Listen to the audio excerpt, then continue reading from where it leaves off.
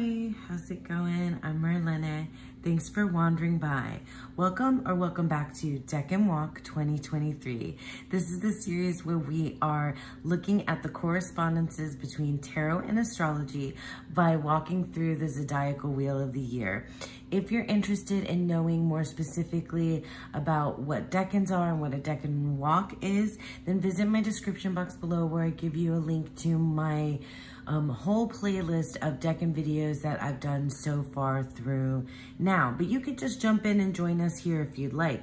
Also, if you'd like to join in conversation and discussion, visit us at my friend Dawn Michelle's Facebook group that's called Boho Tarot. All right, so now without further ado, let's go ahead and get into the current Decan. Saturn in Libra. So we are currently in the second decan of Libra, and it is the Three of Swords, or the Lord of Sorrow. This card comes from the Divine Decan Tarot, and I love it because it has all of our information right here for us. So let's take a look. Saturn in Libra, so those are our astrological correspondences. The planetary decan ruler is Saturn, and the zodiac sign that we're in right now is Libra. This is the second decan of Libra, and Libra is a cardinal air sign. So that means, cardinal means that it is the first in this particular season. So we have just started the fall season here in the Northern Hemisphere, and Libra is associated with the element of air. This decan runs from October 3rd through October 12th. So I always say that the dates are give or take a couple days, depending on what, chart or where you're getting your resources from. And like I said, again, this is the Three of Swords, and the Hermetic title down here is the Lord of Sorrow. I want to launch into all of the things about the Three of Swords just off the cuff, because this card is so recognizable. This card is also the most typical depiction of the Three of Swords in pretty much every tarot deck. Like the pierced heart, Three Swords piercing a heart is, really very rarely do I see it depicted any other way. And that is both frustrating and also like familiar, right? Also, there's a lot of debate around the meaning of this card, because it is in the air suit, right? So it is the suit of the mind, of communication. Some folks read the swords as, like the metaphor for being weapons, so like conflict in some ways as well. And so it's not the suit of emotion, which is the suit of feelings, which is the suit of water. So often the key word that gets associated with this card is heartbreak. And that is, different, I think, than sorrow.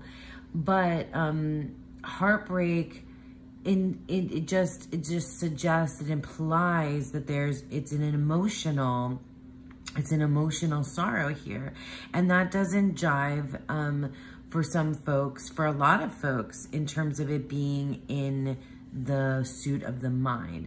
So what I'm looking forward to doing is exploring how our astrological correspondences tie into this idea of sorrow, and how Saturn and Libra can give us this Three of Swords depiction, and kind of maybe answer that question once and for all, like, why is this a card that seems so clearly connected to emotion when it's actually happening in the suit of the mind. Look at our cards first from some different decks, and then we'll dive into the books that I've been using along the way throughout this entire Decan Walk. So first, let's revisit Libra, the Libra card, because we are in the Decans of Libra. So now this is the second Decan, so we're hanging out with our major card influence here, which is the Justice card. We also have, so we have Libra, and this is from the Star Codes Astro Oracle,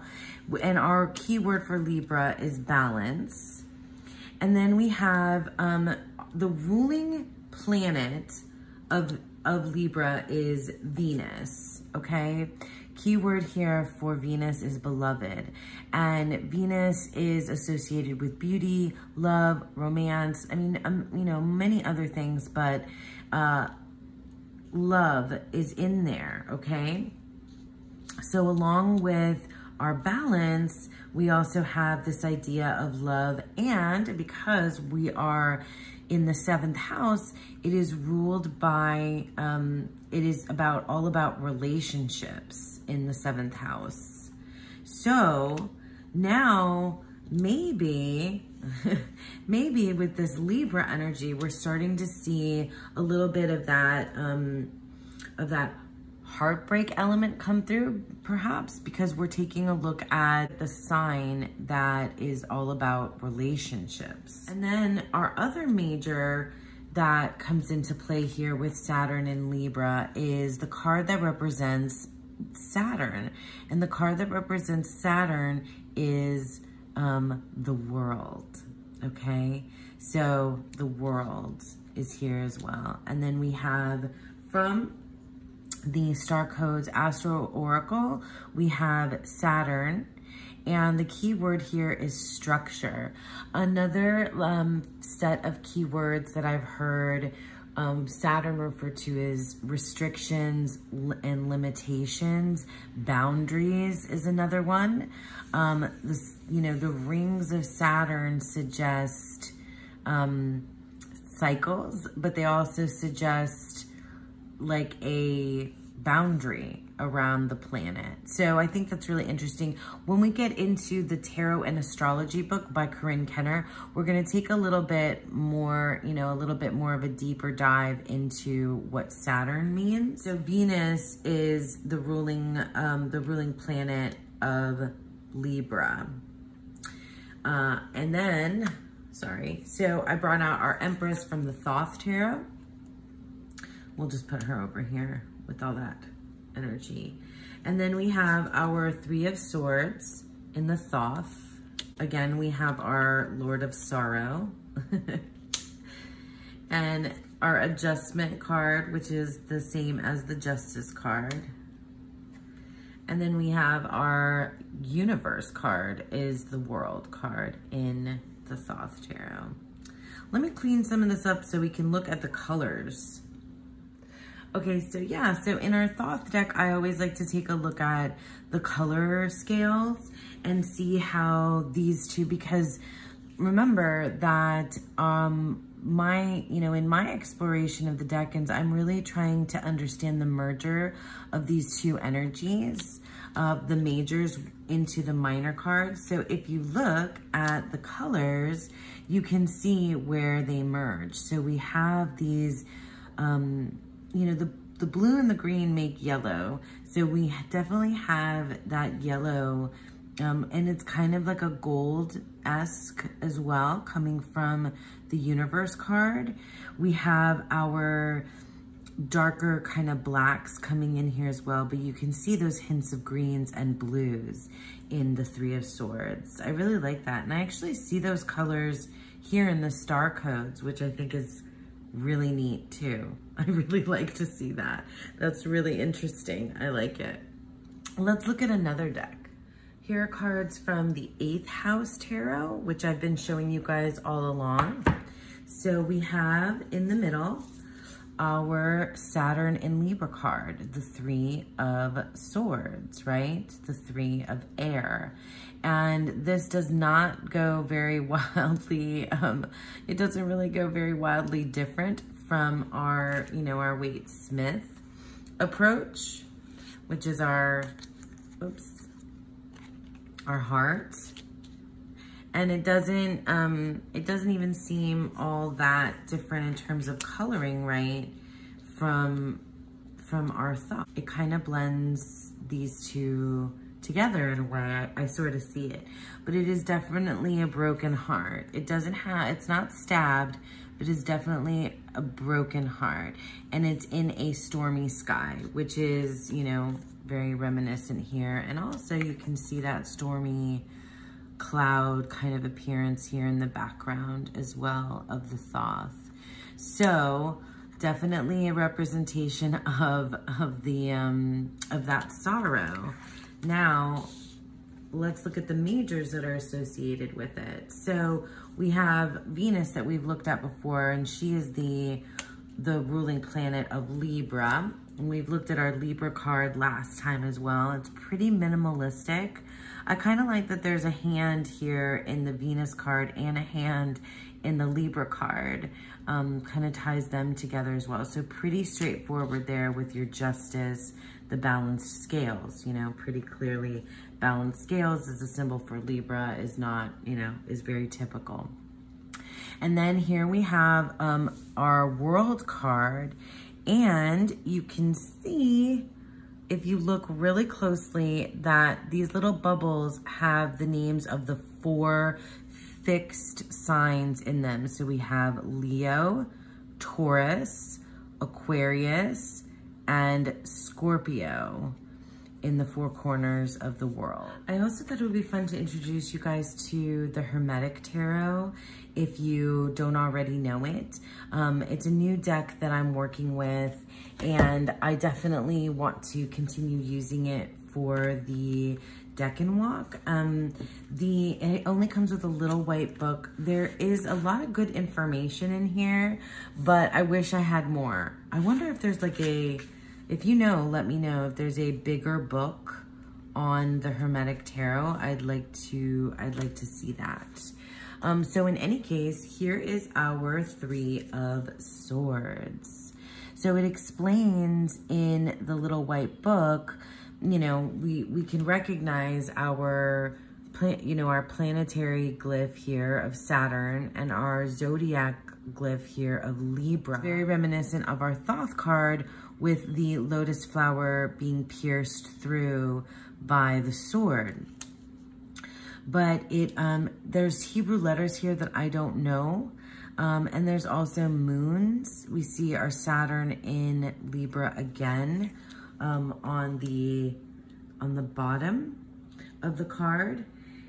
And here is our Justice card, which I think is really cool. So something to point out here as well that I thought was neat. So we have Libra, our Libra here, but this is what's neat. This shows us, so here's Libra. This shows us Libra, the symbol, but it shows us Venus, right? Because Venus is the ruling planet. So on the scales, we have the glyph for Venus, which is the ruling planet of Libra. But then it also has the glyph for Saturn. And that's because Saturn is exalted in Libra. So that means that Saturn is an honored guest in Libra, which I find really interesting in terms of the way that we would read this Saturn in Libra card, the 3 of Swords. It's a welcome guest here, a very welcome and honored guest here in the 7th house too, right? In relationships. Susan Chang talks about that a little bit in her book, The 36 Secrets, so we'll get to that. And also want to show you these 2 cards. So we have our Universe card. So here, let me put Justice here on the side. And then our Universe card for the world, right? The world, the Universe card. And all 4 of the fixed signs are represented here as well. So we have our Taurus, Leo, and then down here, this face of the man represents Aquarius. And up here, the eagle represents Scorpio. So, and then also I just brought out the Empress because I love the names of I love the Hermetic titles. So Justice is the daughter of the Lord of Truth. The Empress is the daughter of the Mighty Ones. The World or Universe card is the Great One of the Night of Time. That definitely is a Saturn reference, because Saturn is also associated with time, Father Time. Let's look in the books so we can get a little bit more understanding of how the heck we get sorrow from Saturn in Libra. What is this heartbreak doing in my mind? Okay, let's start with Tarot and Astrology, Corinne Kenner, because I want to get into a little bit about Saturn and Saturn's energy. So this is what Corinne Kenner has to say about Saturn and its connection, especially with the World card, all right? So, Saturn, the ringed planet of structure, boundaries, limitations, and restrictions, finds perfect peace in the well-ordered physical plane of Earth. It's a symbol of simple physics, okay? This is what she says. We are made of energy, and energy is never created or destroyed. So it's suggesting eternal life, right? The cycle, the wreath that we see, because it, you know, our version of the World card features the World Dancer with the wreath and around it, and the dancer is spinning endlessly, okay? So we do have in Saturn, though, two kind of opposing ideas, which I think is interesting, thinking about the Justice card's connection with it. But what Corinne Kenner says that got me to thinking is, while the World card usually suggests an entire universe of possibilities, Saturn's connection serves as a reminder that reasonable people also recognize their limits and make wise choices to make the most of the time and space they're allotted. So it reminds us of our own limitations and boundaries. And when you think of life, it reminds us that this physical body, you know, our time on Earth will come to an end. That's what Saturn, as the World card, influence on the World card, reminds us of. Yes, completion, yes, cycles, yes, infinite possibility, but there is also an ending to one cycle and the beginning of another, right? It is, there's a restriction on us. There's a limitation to our physical bodies. And that's what, one of the things, you know, not just death, but that's the big one, right? That's the big one that it reminds us of. So like for me, it suggests kind of the way that I think of the afterlife or life and death. I like to consider that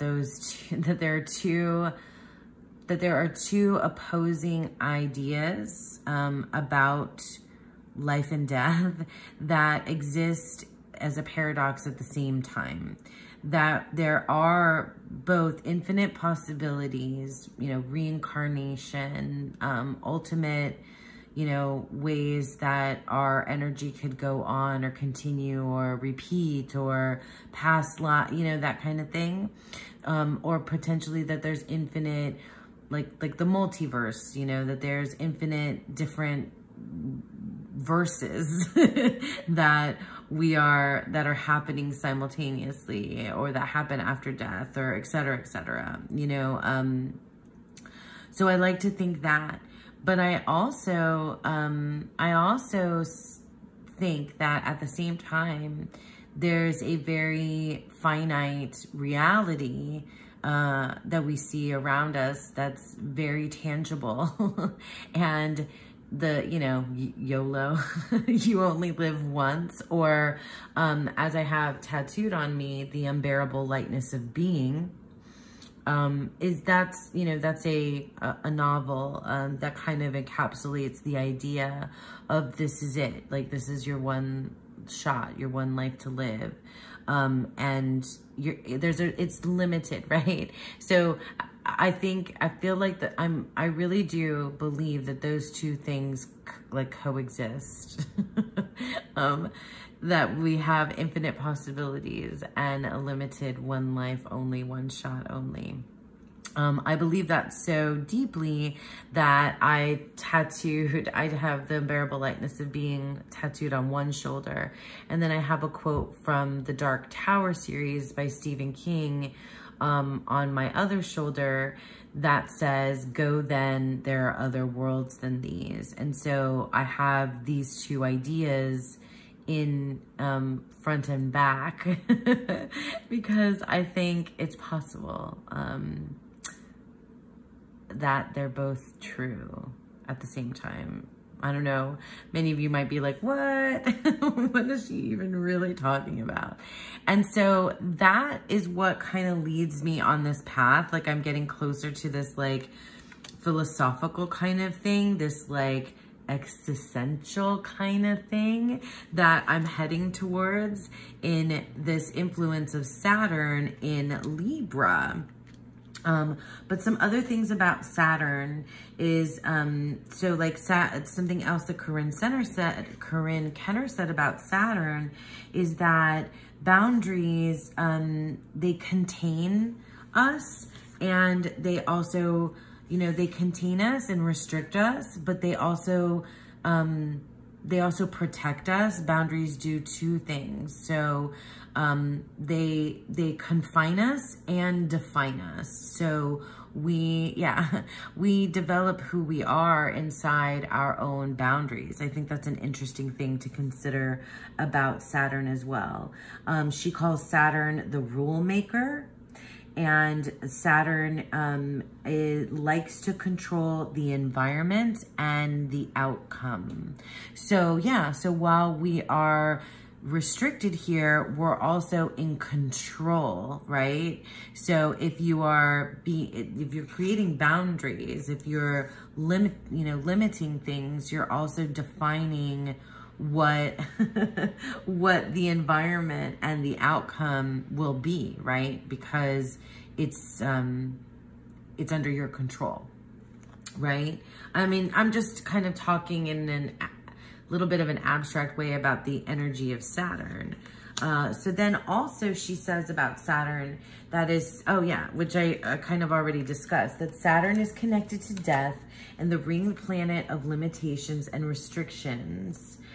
Sets definite boundaries for our earthly existence. So yeah, it sets definite boundaries for our earthly existence. It means that we don't live forever, at least not on Earth, in this earthly body. I mean, you know, you guys can, you might think a zillion different things than that, but that's kind of my take on it too. I'm with Corinne Kenner about the way that she suggests, you know, we see Saturn. And I like to see it in that, because I cannot help myself but see things in a duality where infinite possibility and limited restrictions like coexist in this one like kind of giant arc of the world and the universe spinning. I just love thinking about that. Okay, so I also wanted to bring out really quickly before I get into another book, I just want to show you the other cards. Some of them we've already seen, the other minor cards that are influenced by Saturn, and just take a look at what these titles are, right? So we have Saturn in Libra, which is sorrow. We have Saturn in Taurus, the Seven of Pentacles, which we've seen, is the Lord of Success Unfulfilled. You see that in the Thoth as failure is the name of the card. So sorrow, success unfulfilled. Saturn in Leo is strife. Saturn in Sagittarius, we haven't gotten to yet, is oppression, the 10 of Wands. So you see Saturn's influence is, Saturn's influence is very, can be read very kind of negatively, right? And then we also have Saturn in Pisces, which is the 8 of Cups, which is abandoned success. And it's also called indolence in the Thoth Tarot. So we have, wow. So we have sorrow, success unfulfilled, strife, oppression, and abandoned success. It's interesting to me that the Golden Dawn, you know, when they put the system of astrology onto the tarot and the particular order of the planets, that, you know, it's a pattern, right? So where Saturn landed on these cards, it definitely creates negative reading, right? Like it's hard to kind of escape that. Although out of all of these, the 7 of Pentacles typically is read more positively. But like the upright meanings of these cards is usually one that is kind of on the shadow or negative or not, you know, side of things. You can read it, you know, you can read positive sides of all of these things as well. But I just thought that was interesting to take a look at, you know, how Saturn influences some of these other cards in the tarot as well. Okay, so now let's talk more specifically about Saturn in Libra and how we arrive at this sorrow. Corinne Kenner says, the second decan of Libra is ruled by Saturn, the ringed planet of boundaries and limitations. And at this point, Libra is forced to recognize its restrictions all too well. So Libra is being restricted here by Saturn. And that explains the grief and sorrow associated with the 3 of Swords. Despite the fact that Libra is at the height of its power and potential, so because it's exalted in Saturn, or Saturn is exalted in Libra, I'm never sure if I'm saying that the right way. It's not free to float among the clouds as its airy intellectual nature would like. Instead, Libra is weighed down by the worldly restrictions that Saturn imposes. And some of those things are just the idea of being human. In general, just being human. And the sorrow of the human, of the human existence, right? The existential sorrow of humanity is that we die, you know, and that's once you realize. So, I mean, and I might even not get into all the stuff that, that Susan Chang has to say, because this is kind of it. This is the crux of the idea for me, is that this is the sorrow of the mind, because when you realize the inevitability of death in our human existence, you learn that and you can't unknow it, right? Once you know that, once you know this in your mind, you can't not know it anymore. And it creates a sorrow of the mind that, like, I think it's represented here by the heart, because it's just so, it's so easy to see that as pain, right? As some sort of type of pain. But I think that, I mean, for me, that's where this came from. That's what this means, that we are limited. Corinne Kenner says, on Earth, our time is limited and our physical, spiritual, and emotional energy is closely tied to our bodies and our surroundings. So now we know this. When you realize that, I don't know if you like remember a time when you encountered that kind of understanding, which is interesting because we're talking about the 3s, and 3 on the tree of life, the 3s on the tree of life correspond to Bina. And the word for Bina, one of the words for Bina is understanding. So like when you have this understanding of the inevitability, you know, of our life and death, like, you know, I don't know if you recall like the first time that you confronted that idea in like as a child, maybe, with loss and grief and, you know, in your own life perhaps, or even just, you know, seeing like it in the animal world, right? In the wildlife perhaps around you, bugs, even like little things.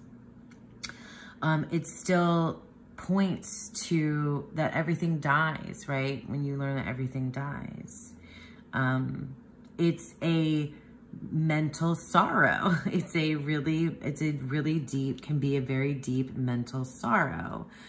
So, I feel like that's where that all kind of comes together. Well, I will go into what Susan Chang has to say in 36 Secrets, because I think this heart piece, right? That's where this heart piece comes in. So like the inevitability of our human lives also means the inevitability of the end of our relationships on earth too, right?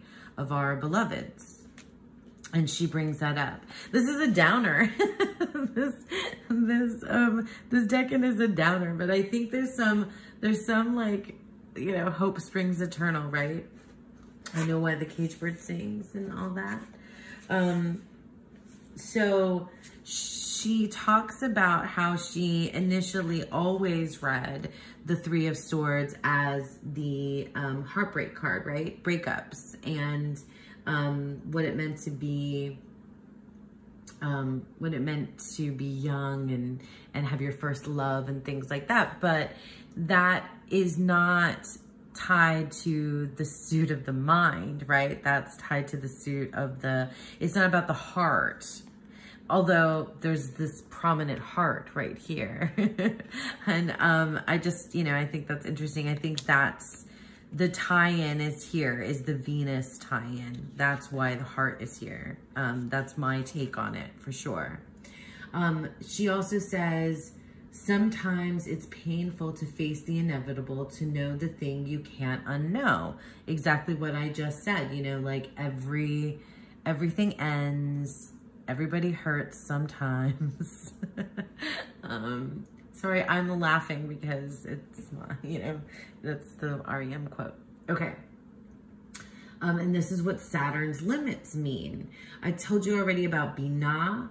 And here's something she says about Bina. Its sorrow is archetypal and Saturnine in nature, shaped by the love of creation. That's Bina. So Bina is the mother on the tree of life. So it's the, you know, you have Keter at the top, and then you have Hakma, and then you have Bina, which is understanding. And it's the mother. So Hakma is the father, Bina is the mother, and the watery depths of Bina. So you know, there's water in here. There's water in here, and there's love in here too. So Bina, sorrow is archetypal and Saturnine in nature, shaped by the love of creation and the indelible knowledge that all things must end. You know, all things must end. It's tied to Saturn as well. So yeah, and then I haven't addressed this yet, but I'm getting there, and I will get there eventually. Maybe not through this first pass through the Decan Walk, but the courts are associated with the Decans. And if you look at the Decan wheel, you can see where they are, and they traverse different, they traversed more than one zodiac sign, okay? So they cover more than one. So Libra, Decans 1 and 2, are the Queen of Swords. So Susan Chang draws some connections between how we think of the Queen of Swords and the Three of Swords, because she is world weary. She can't unknow what she knows. The Queen of Swords is a little bit of this embodiment of the Three of Swords, like in a person or a personality, because she cannot unknow what she knows. And that understanding, that knowing of the inevitability of living things is, the inevitable death of living things is the sorrow of the Three of Swords. And she's the Queen of Swords is in there. She's in that mix. It's about the dance, right? Because and the dance in terms of the world dancer, the dancer and the universe card and the world card. And she likens that to, the relationships, right? The dance of relationships. And this Venus influence here in Libra, right? And the two, like this balancing act as well that we have with our Libra influence. So she talks about, how the Libra major justice, as we discussed in her previous chapter, is the dancing partner of the Fool. The structure that shapes elemental air into music. It is the shaping of eternal time, Saturn, into the finite rhythm with Venus. Where's my Empress? So like all these majors, like, and all this stuff coming together. Like you see this like mix of all these different energies. In the Three of Swords, the world's dancer moves to the music of justice and adjustment, right? Against the steady drumbeat of Saturn's unbreakable bonds. It's the dance of our timeline on Earth. Again, that's just another kind of more poetic way to say, the inevitability of our life on Earth. But there's this idea of the relationship or the partner, right? Here that comes in with this Venus energy. And I think that's where the heart stuff comes from too. For a little while, a lifetime maybe, or as long as love shall last, or until your other half becomes a proverbial ball and chain, we hold on to one another in the dance, forming connections of choice, even whilst our cellular chains of telomeres grow shorter. We are, we're dying a little bit every day. So she says something else about like contracts and bending contracts. And I feel like that is this Libra energy for sure in here. When Saturn, okay, Lord of commitments and unbreakable bonds, combines with the legal finalities of Libra, the result is a promise. And I feel like there's like, she was doing this thing and where she was like kind of going up and out with this like giant kind of philosophical grand idea about the Three of Swords. And you can see this like universe kind of mix of energy with these planets, the Saturn, the Venus, and then our zodiac signs. And it's this kind of like otherworldly dance sort of thing that she was talking about. But then she also really pulls it down and roots it into like our mundane day-to-day life experiences, right? Where we're talking about unbreakable bonds and legal finalities, right? So in our human lives, and the result is a promise. So like we made a deal, right? So when you think of a third thing, like threes are that thing. So like in a relationship between two people, the third thing, when they come together, the third thing is the deal that they made. It's the promise. It's the promise of a deal.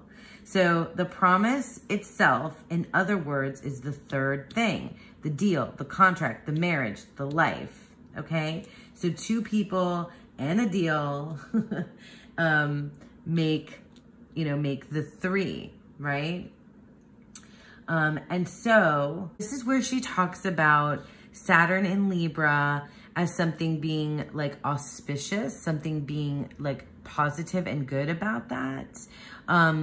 If you can get past the sorrow of it, I think. I mean, I'm kind of reading into that, but I'm also kind of thinking ahead to what Angelus Arian has to say, and we'll get there. But in any case, she says about Saturn being exalted in Libra, which we already talked about. So Saturn is exalted in Libra. So it's an honored guest in Libra. So why are we so sad? Why is it such painful mental sorrow, right? I think often the way that some folks read the 3 of Swords as like a lesson learned about this thing that you can't unknow. And whatever that might be, from the most mundane broken promise, right? Broken contract, restriction, the thing that you can't unknow anymore. Like it is, it can also be like a good thing, like a lesson learned, like something you can grow from. And I think that's what how some folks can read the 3 of Swords and how they put it into the world, or into the suit of the mind, how it enters the mind that way. Saturn is exalted in Libra, says Susan Chang. So as long as you approach what you commit to with a dose of Saturnine and sober judgment, the blessings of this card can last forever. So it's because she's looking at Saturn in this way, as not just a restriction, but remember that the boundaries protect us too. So if you enter into, if you're entering into this promise, this promise of the 3, then if you treat it in a Saturnine way with unbreakable contract, then maybe that partnership, marriage, deal, whatever will last, forever. Forever. That's a funny thing to say after all of the things that I just said. Forever. This forever, is it? Who knows, right? Who knows? So let's talk about Angelus Arian and then call it a day. So the Tarot Handbook by Angelus Arian is a wonderful resource for me. I love the way that Angelus Arian looks at things, and the way that she discusses the 3 of Swords is really, she does address very much this idea of a sorrow of the mind, and she works out why it's a sorrow of the mind and not necessarily the heart. She says, it is important to remember when you pull this card that the sorrow is only through negative thinking in the mind. This is a mental tape or an old way of thinking about the past. This is not a sorrow that is held in the heart or in the body. This is a tendency in the mind to resurrect old parts of the past, particularly the sad and negative parts of the past. It's a thought pattern of sorrow, she says. But before she says that, she explains that, she says it is the sorrow held in the mind, reworked in the mind, specifically negative thinking about the past. So she talks about how this 3 of Swords is a triangle, right? This 3 triangle, and that's a symbol of 3, that you see anywhere. So it is, the 3 of Swords represents events or sorrow that have pierced our nature to the core, like the swords piercing the lotus. She talks about the triangle. The number 3 is associated with the original triangle, which is father, mother, child. So this is interesting and kind of like psychology, But how we handle that first triangle, which is represented by the 3 swords, is how we will handle subsequent triangles, whether they are friend, co-worker, friend, sibling, mate, friend, lover, mate. in whatever triangles that we have been involved. So this is that, this is so that relationship piece, right? Very human, very Venus, very, you know, relationship side of things, right? The Three of Swords reminds us to break family patterns and to release a tendency in the mind to hold grudges or to rework parts of the past that are hurtful and destructive. I find that so interesting. And then she talks about the astrology, the Saturn, right? The Saturn influence in Libra. So Saturn is the planet that reminds us to do things step by step. And in so doing, will bring balance, which is Libra, into our nature. Basically, the Three of Swords shows us that we can heal the memories of the past by ceasing to look at those parts of the past that created sorrow and by looking at the past as a whole. Does that not blow your mind? Like, now that you've, you know, understood these other, you know, these other ways to look at the Three of Swords. So there's a positive side of things here, I think, in the Three of Swords, as well as that, you know, sorrow, right? Of not being able to unknow the thing that you know. I find it so interesting, so fascinating, a lot in here. And I think that I've been able to really kind of piece together why we have this iconic image of these three swords piercing this heart, and why it is called the Lord of Sorrow. And I really do feel these kind of all of these planetary influences moving around this idea, this Saturn in Libra, and you know, and Venus being here as well, and the 7th house having an involvement in that heart. And it is about our human the connection between heart, mind, and body, I think, is in here as well. And that's kind of interesting, because I think, you know, there's a lot of threes, right? There's a lot of threes, the triangle. There's, you know, that unknowing, that not being able to unknow, you know, the inevitability of our lives. But I think in here, I can really see this distinct connection between the heart, the body, and the mind. Anyway, that is enough of rambling. I think I did it. I think I've made sense in some way. I hope I haven't bummed you out too much, but that's it. I hope I made sense to you guys. And as always, I've created a spread for us to do in this second decan of Libra, and I'll put a link to it in the description box below. Thank you all so much for sticking around with me, and I hope that you all have a beautiful, wonderful second decan of Libra and a beautiful, wonderful day.